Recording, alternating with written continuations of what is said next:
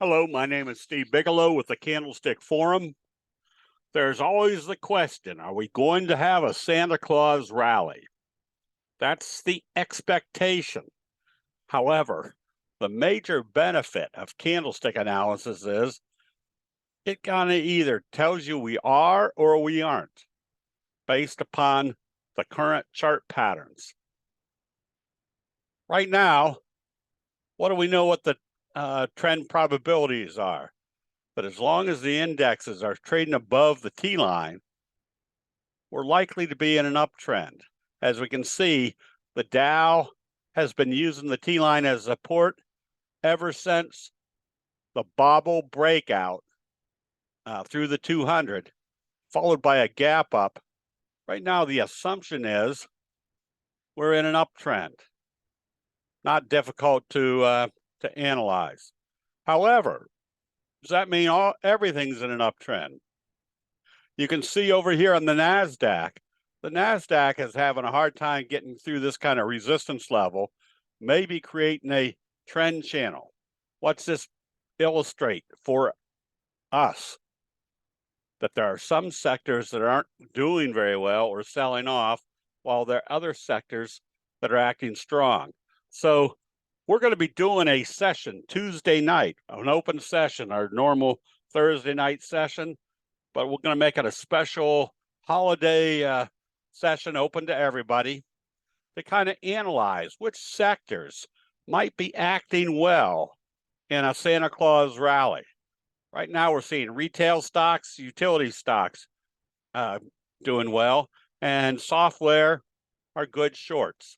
So you see patterns like this, guess, doing a classic pattern, your big fry pan bottom. Now look where your J-hook pattern bobble breakout has occurred. Positive trading from here would imply a lot more upside. Take a look at some of these, DBI, Chico's, Children's Palace, TLYS. They all have good chart pattern setups. The utilities are acting well. Anytime you see a chart like this, notice how the T-line and the 50 kind of acted as support and then gapped up off this level.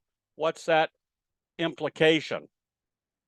You're heading for the next target up here. These are high probability trade setups. Another list of utility stocks that all have good chart patterns. On the short side, you've got a lot of softwares that are doing bearish patterns. One of our recommendations was shorting Team because you can see the J-hook pattern setting up, and if it trades back below this level, what do we know about a bearish J-hook pattern? Wave 1 and wave 3 are usually going to be the same magnitude. Plus, we just did a Saturday training session, a full day training on the implications or the improved probabilities using the T-line. Notice when they moved too far away from the T-line, it was time to take profits if you're short, but the T-line said, well, we're not going up. We're rolling over, getting ready for our next bearish pattern. This visual analysis creates very strong probabilities of knowing which direction your trade is moving. You're seeing some of those bearish patterns in these stocks. Take a look at those also. So this is why the T-line rule is so relevant. The kicker signal gap up on Sedge has been a good trade, but then there was a bad hair day right in here.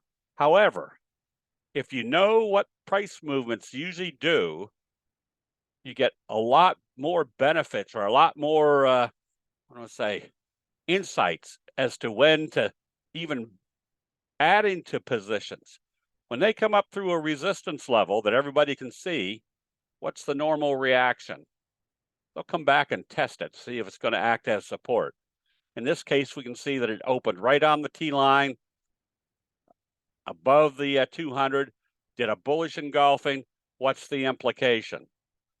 The next wave is in progress.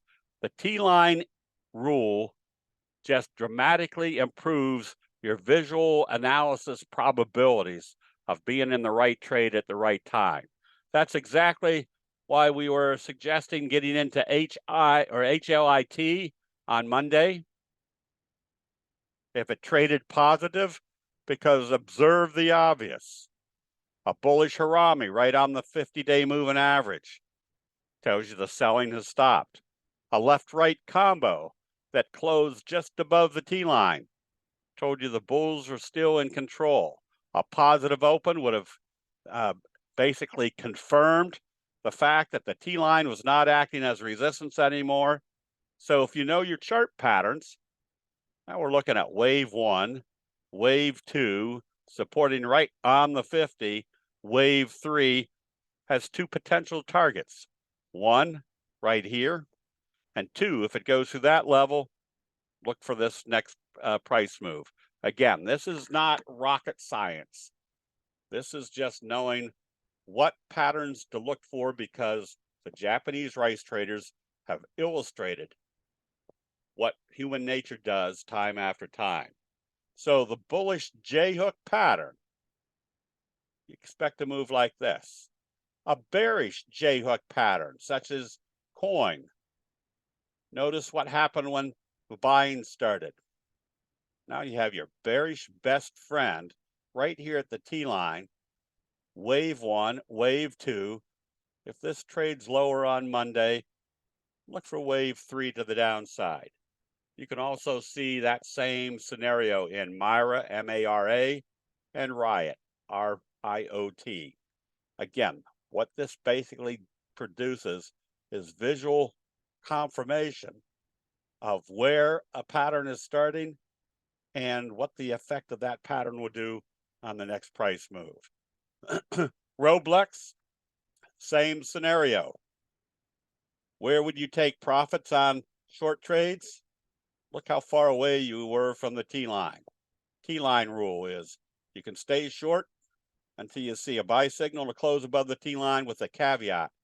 The further away you move from the T-line, the higher the probability it's going to come up and test it. Notice what happened when it got to the T-line. There's your shooting star doji, a lower open the next day, implying your wave 3 to the downside. Again, the Japanese rice traders have given us very easy to use tools to tell us where the probabilities are as far as the next price move. So the T-line has a tremendous effect. If you see candlestick sell signals away from the T-line in the overbought area, and they're starting to gap down, when is the downtrend starting versus just a pullback to the T-line? When you see it close below the T-line. Where's a next viable target? Back down here in this range. So join us if you want to get a little bit more insight into what sectors that we can easily scan for to see which ones are going to be affected the most by a Santa Claus rally, if there's a Santa Claus rally, and which sectors are trading lower during this time frame. So that's Tuesday, 8 o'clock. That's our normal Thursday night session. We're just going to make it a special session, kind of anticipating or evaluating which sectors could act the strongest if in the next rally and which ones are the best to go short. That'll be it. We'll see you in the chat rooms.